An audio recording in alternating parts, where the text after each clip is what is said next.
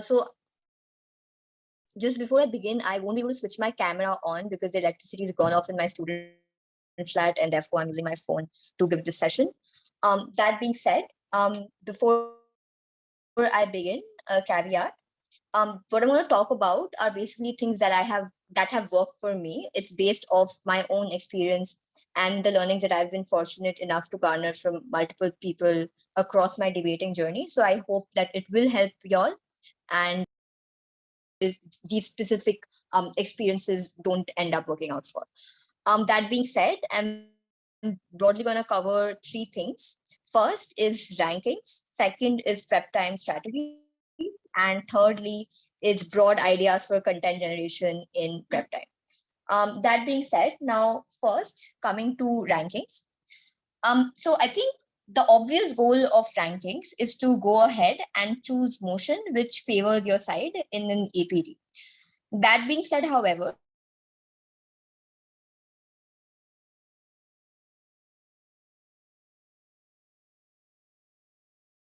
also have and therefore going up.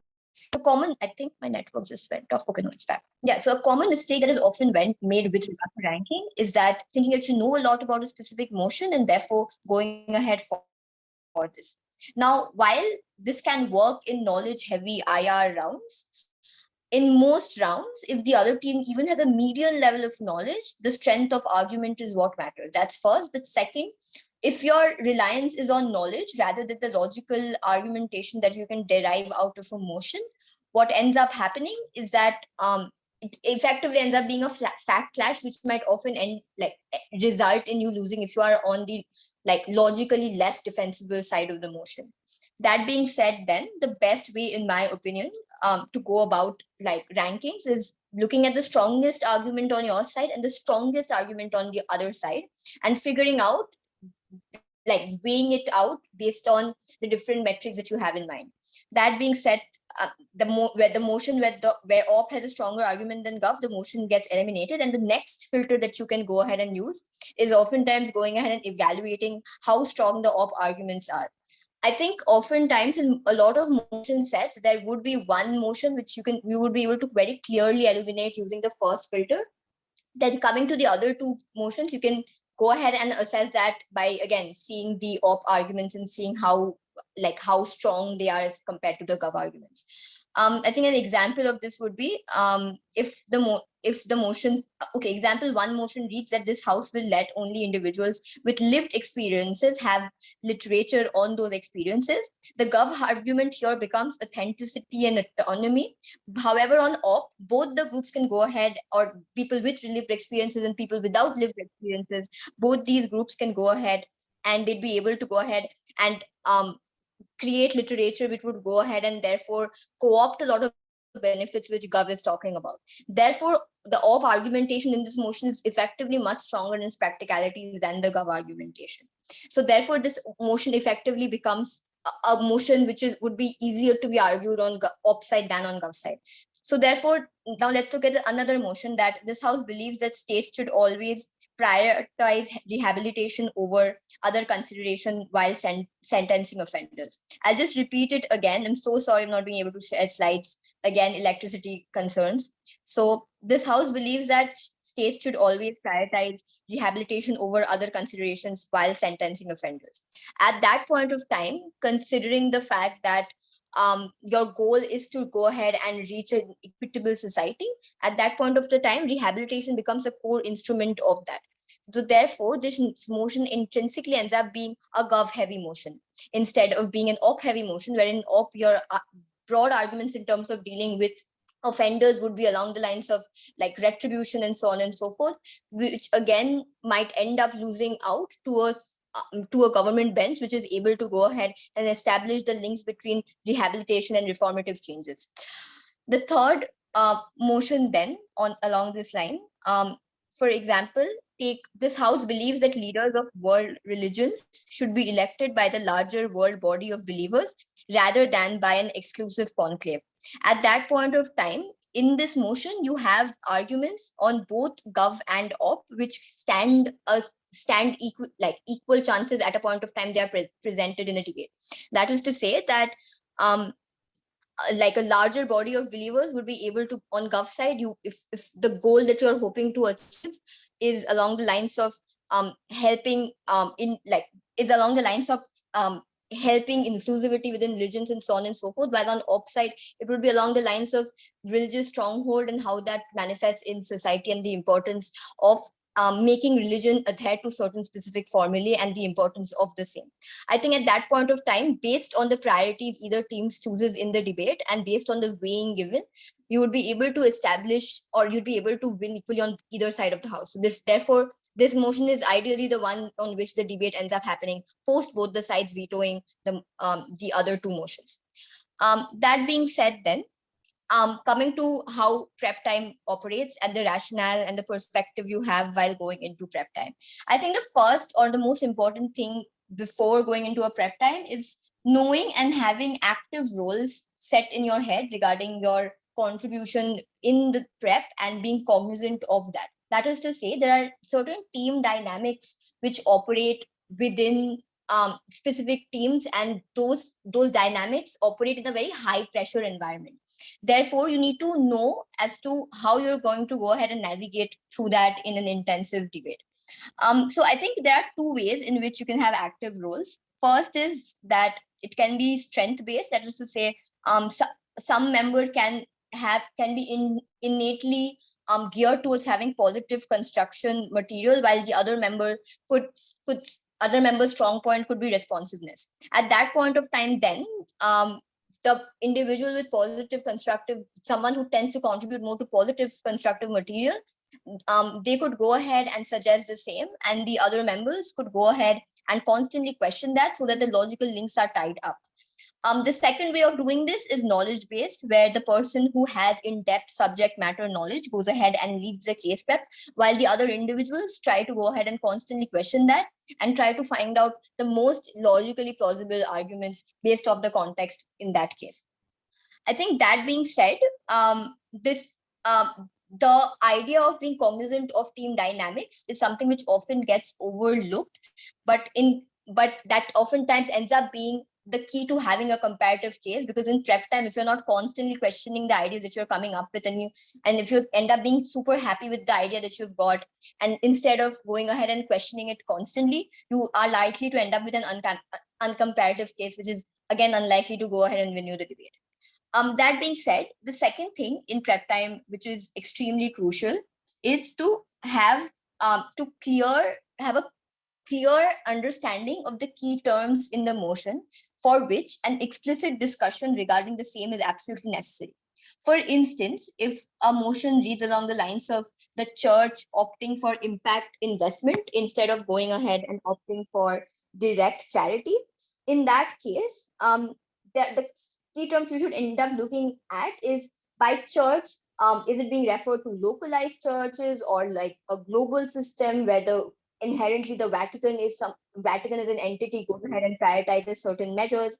Or secondly, if it's, or when it comes to impact investing, does this refer to private partnerships, or does it refer to donations to foundations like Bill and Melinda Gates foundations and so on and so forth? I think this is super important to go ahead and have your case line sorted, because if you don't have the explicit terms cleared out, oftentimes in prep time you end up wasting time coming up with arguments which your other partners don't understand, because again they might be on a different page with regards to what the basal foundation of that motion is. Or even in the worst case, even at a point of time the debate progresses, there might be a lot of confusion with regards to the case flow and so on and so forth, which effectively affects the coherent flow of your case and might even lead to case contradiction. Because again, in the high pressure environment which happens once you start bouncing off ideas, you are again unlikely to, or once your speeches start, there oftentimes isn't enough time to go ahead and confirm every single rebuttal that you're going to give, or every single idea that you're going to present. And there might be new ideas that you come up with while giving your speeches, and so therefore, to go ahead and actualize those ideas in a way that it benefits your team, it's important again that your foundations with regards to what you'll perceive the motion to be and what you'll require of the, and the understanding of what the motion requires is uniform throughout the team. That being said, then C, it's important to go ahead and have specific discussion regarding specific parts of the motion. That is to say, every single component of the motion is placed there with a purpose of adding to the debate. That is to say, for instance, if a debate is set in the developing world, the how the motion manifests in the developing world is obviously different to how an action manifests with regards to the developed world. So therefore, it's important to discuss the unique nuances of the developing world, the mechanisms and how they would be implemented in the developing world, and so on and so forth, or the benefits and how the magnitude ends up being exacerbated in the developed world, and things like this. um or for another example would be like if it's an actor motion and the feminist movement is at play. It's important to go ahead and understand the motion or the action within the context of the feminist movement. That is to say, what the incentives of the feminist movement are. Is that something that would benefit the primary stakeholders of the feminist movement, and so on and so forth? Because a policy might, as a net, seem to be a good policy for you, but within the ambit of the feminist movement, it might not be a good policy, because the feminist movement might not end up agreeing with the policy because based of certain incentives and so on and so forth that it has. So therefore, those things are important to be sorted out at the very inception of your prep time. D, it's important to go ahead and look at strategic signaling and implicit characterizations. That is to say, different terms play out differently based off of different contexts. Again, coming to develop the example that I gave previously, development in 21st century might mean sustainability in first world countries like the UK and France and so on and so forth, while it might mean like poverty tackling or breaking caste barriers, etc., in countries like India. Now, this characterization is super important because it determines the way your arguments pan out and what your arguments are intending to lead to over the course of the debate. Um, Secondly, this also determines again the degree of impact your arguments have, because because in a debate, if you're oftentimes you have to debate about like basal objectives such as going ahead and ensuring better economic reform for the marginalized and so on and so forth. So how that would manifest is very different from in India and the UK. So it's important to clarify those things in your case prep itself, so that you're able to structure your arguments in tandem to that. The second thing then is that strategic signaling, in the sense that effectively your idea is to go ahead and make your case the most convincing. So in that case, you have to frame your speeches, or you have to take your case line in a way that it sounds the most palatable.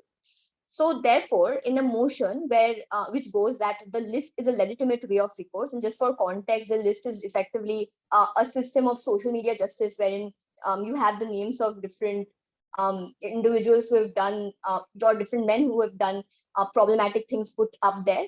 So with regards to the motion, the list is a legitimate way of recourse.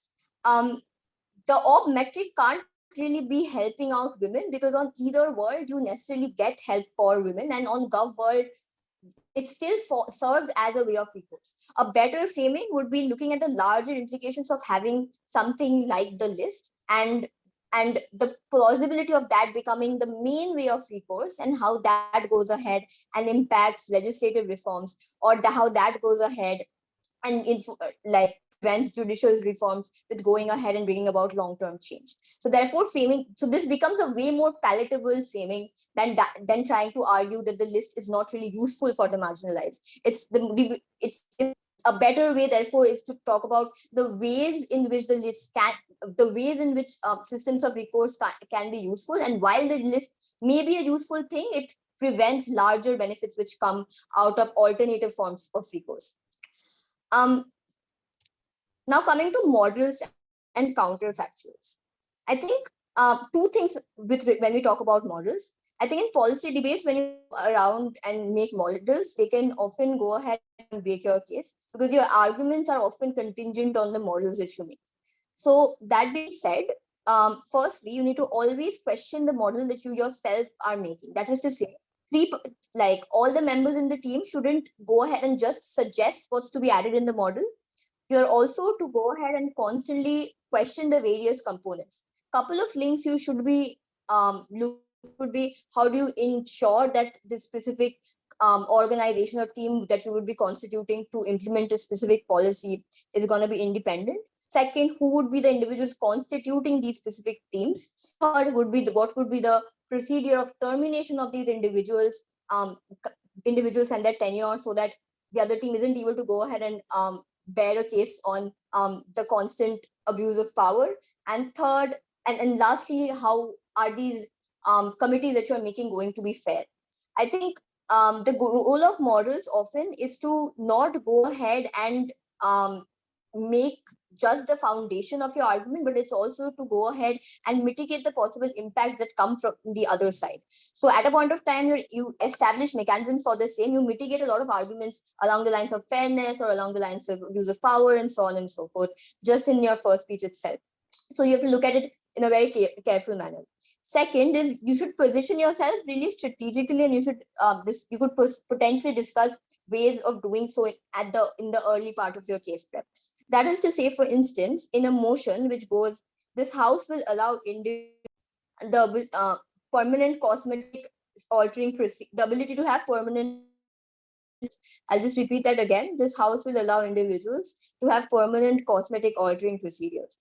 At that point of time, you can discuss ways to go ahead and restrict this debate to individuals over the age of 18, and put in mechanisms such as prescribing months of therapy and connection with someone who has taken this procedure already.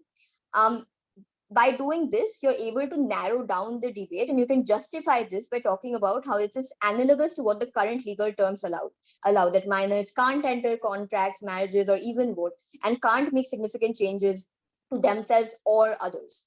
So therefore, you're able to place your side in in a specific way in this debate, which goes ahead and eliminates a lot of attacks which opposition can give based off the specific components of, or the specific demographic this policy can be applicable for. Therefore, obviously making this debate much easier for you on the gov bench to go ahead and potentially win. That being said, then the second thing becomes that looking at counterfactuals. I think while thinking about counterfactuals, it's very important to go ahead and assess the plausibility and likelihood of a counterfactual and give the mechanisms for the same. Because at a point of time, you don't give the mechanisms for the same and discuss the plausibility of it early on, so that it comes right at your PM speech. The opposition bench can always go ahead and or like clash you on your counterfactual and give you mechanisms as to why their counterfactual is true. And at that point of time, the debate, if you don't give enough mechanisms and they give better mechanisms, it's likely that the ad is going to buy the ops case. But secondly, the debate ends up being really, really messy. At a point of time, the counterfactual does not exist or isn't really plausible. And thirdly, your own arguments end up getting very impacted through this, because your certain arguments would obviously be contingent on how your world looks at a later stage. So therefore, if your counterfactual itself isn't bought, the persuasiveness of your argument significantly falls. That being said, then an example of this would be in hypothetical debates. For instance, this house prefers a world where no individual can lie.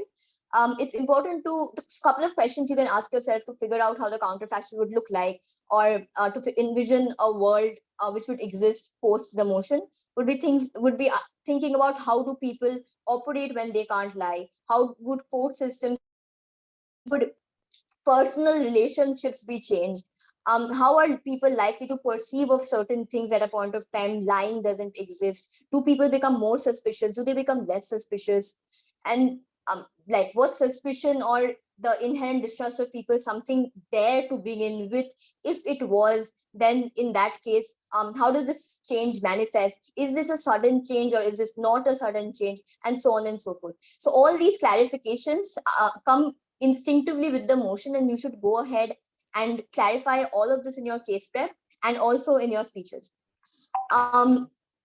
Secondly, on counterfactuals, if you're talking about like a specific counterfactual or a policy or a world which exists post a policy or a specific measure, then at that point of time, it's also important to go ahead and clarify if the specific measure is a secret, do people know about it, and so on and so forth. Because again, based off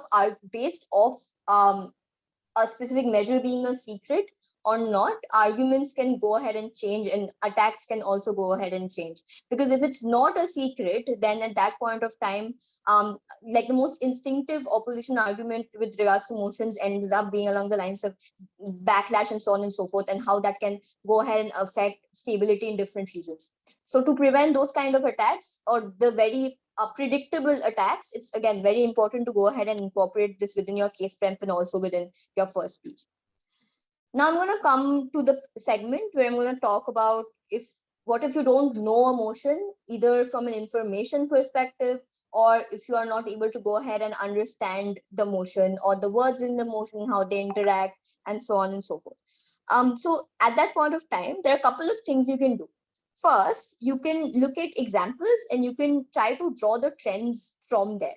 That is to say, for instance, if the motion reads along the lines of "This house regrets the girl boss brand of feminism," and you don't know what girl boss means. So just for context, again, I would have loved to share slides, but I didn't have electricity for the longest time and still don't have. So girl bosses are women who go ahead and occupy positions of power.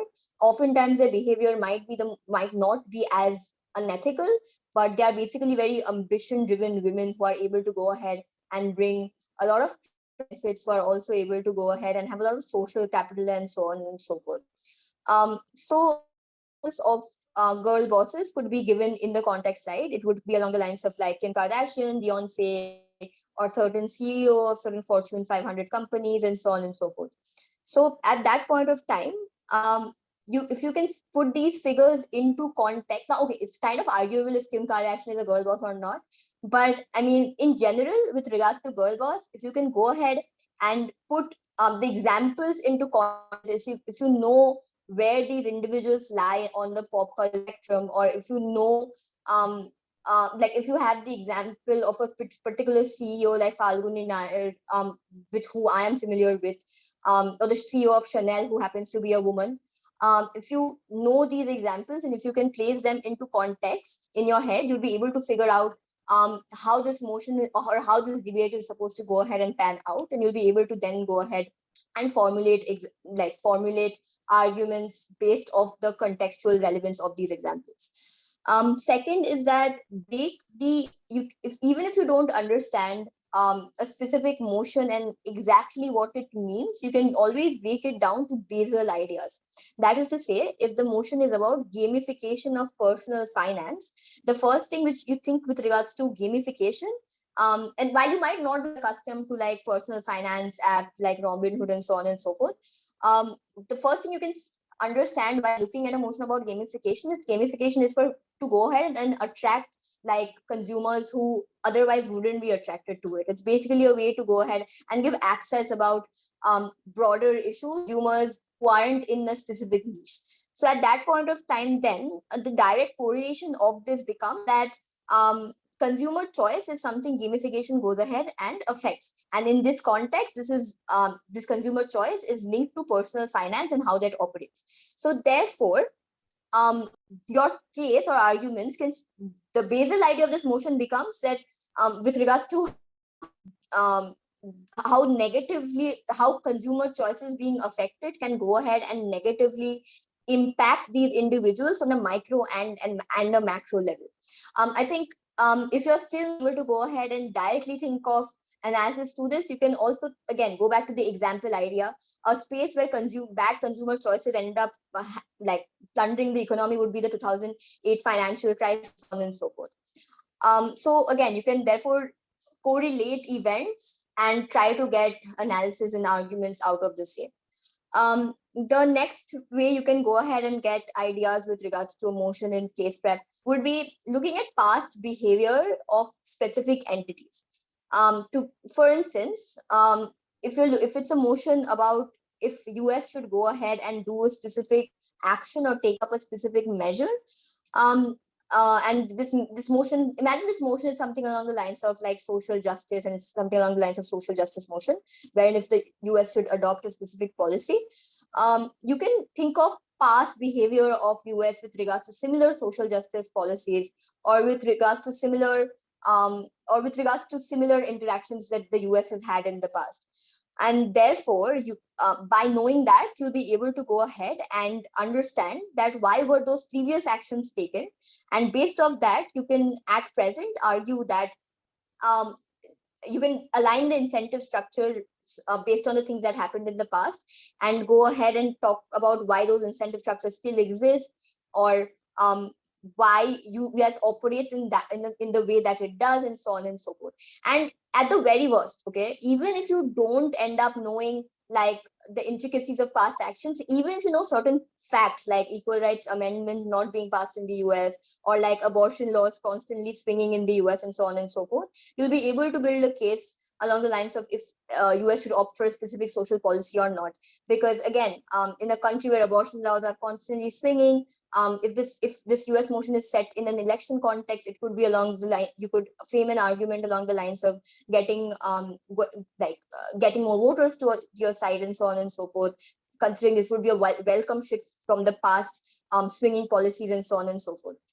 So therefore, again, as long as you know some information which happened in the past, you can always go ahead and correlate that, come up with something which is linked to the motion, and make like a decent case. Last is regional specifics.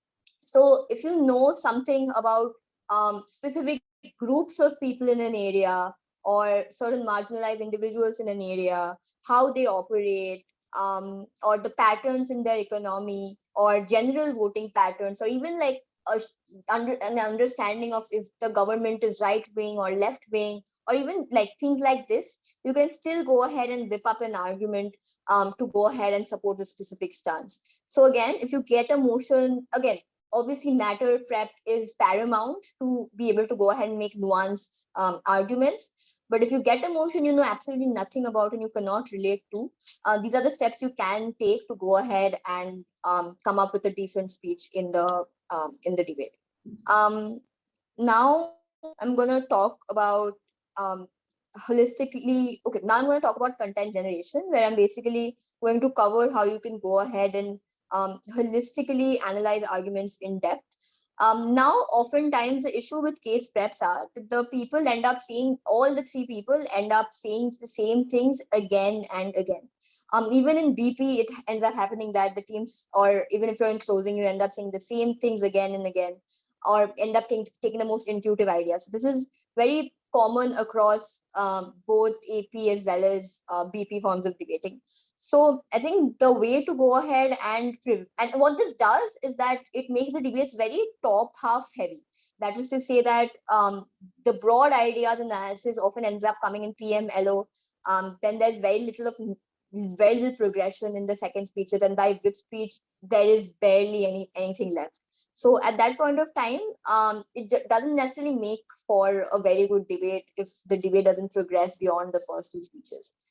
So therefore, a couple of measures you need to take from case prep itself to go ahead and analyze arguments holistically enough so that it can progress up to the whip speech with with like new perspectives and effective weighing, and so on and so forth.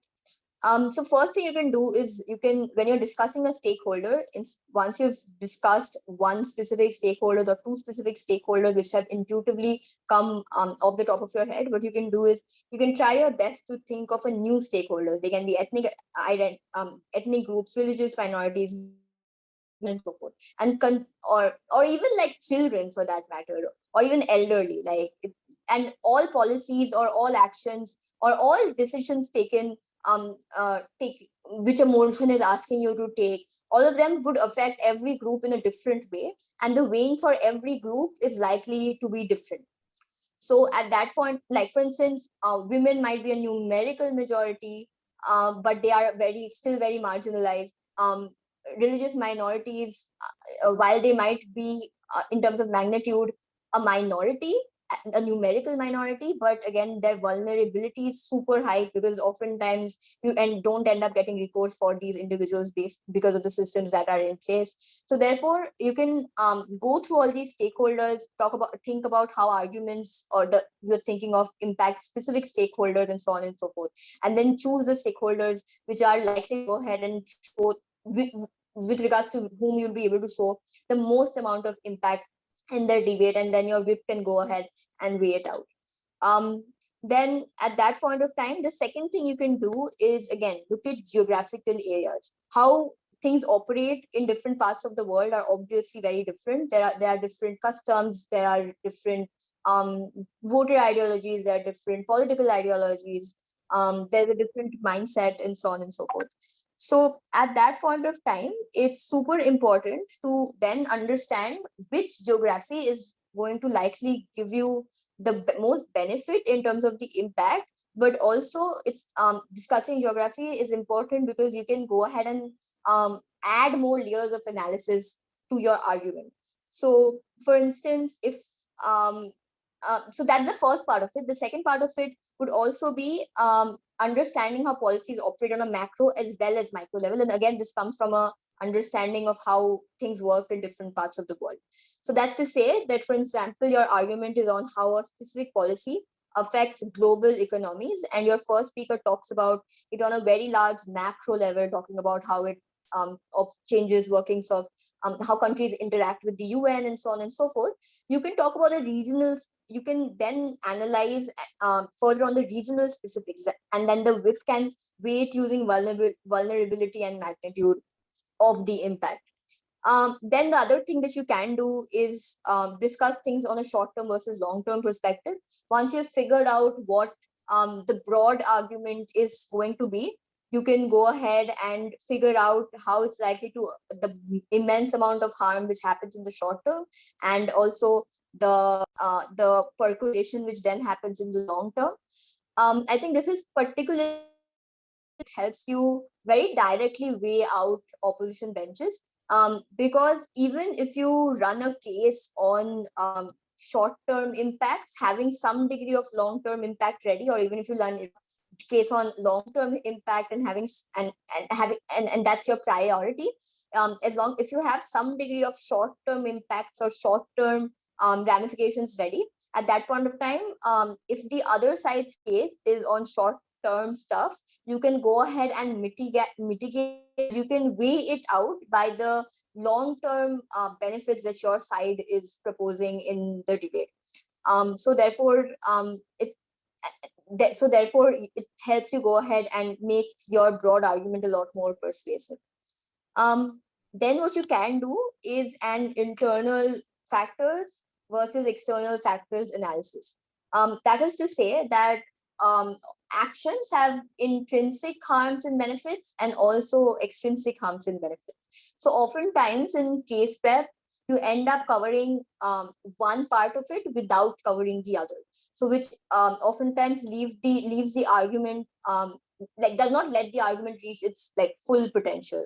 So an example of this would be for instance, in a motion with regards to feminism, if opening talks about the external benefits of the policy through impacts for women, the other angle you could look at with regards to the motion is how this affects the functioning of the movement itself. Or with regard to IR motions, if a motion says India should do X, and y'all end up discussing the external implications of that in terms of its alliances, in terms of its exports, imports, how that affects the economy, and so on and so forth. You can also discuss the internal implication of the policies. That is to say that policy might just end up affecting the marginalized individuals in India or certain social groups in India, how that leads to political instability. At a point of time, these groups end up revolting, and if not political instability, if and not big enough to cause political instability, then therefore that means these groups are super vulnerable. So their ability to get recourse is again further cut off, and so on and so forth. So by doing that, again, you end up having a lot more angles through which you can go ahead and debate the motion. So again, deriving more angles, even if it's like a fairly straightjacket IR motion, helps a lot. Even if you don't end up running that at the end of your prep time, what it can do is it can help you at the very least outweigh things the other side is saying, and then push your constructive material to go ahead and take over their matter. Last is that looking at practical versus principle aspects. A lot of motions have a very clear cut binary wherein um, you have principles on one side and practicalities on the other. Like, for instance, an example of this would be the house would ban cosmetic surgery, wherein wherein autonomy of individuals is the principle on all on gov bench. It's obviously how cosmetic surgery has gone ahead and individuals, and how it has led to a society where individuals are much less confident and so forth. So at that point of time, it's important to go ahead and place or preemptively place both the sides into context, and then figure out the weighing for it. And second, it's also in this, so that you are able to go ahead and outweigh that as the debate progresses, because both practical principles can be equally strong, and at the end of the day, the debate is literally just about like what you perform, like what you end up saying within the debate, which goes ahead and outweighs one over the other. So discussing the weighings of such obvious binaries is super important. On the second level, there are some motions where you might end up finding practicalities and principles on the same side of the house. That is to say, if it's a motion which goes along the lines of not letting nepotistic individuals from legacy parties run in elections, that's the motion. Then at that point of time, obviously ensuring fair elections might end up being a principle, but the practicalities might also end up being along the lines of the kind of policy changes, or the kind of or the ways in which being nepotistic leaders goes ahead and impacts policy to the country actually. So at that point of time, it's important to look at both of these. Even if you come up with the practicality first or the principles first, it's important to assess fully and try to figure out which is the best way to go about the debate, and try to weigh it against what the other side is saying. Because if you have both a practical outcome on your side, um, um, you could end up running both if you are extremely articulate. But if you're not as articulate, or if you're not as confident about running one of those two as your prime constructive, while choosing, ensure that you think of what the opposition is going to say, and going to go ahead and pan out in the debate. So this is basically broadly what I had to say. In case you all have any questions, I'll take them now.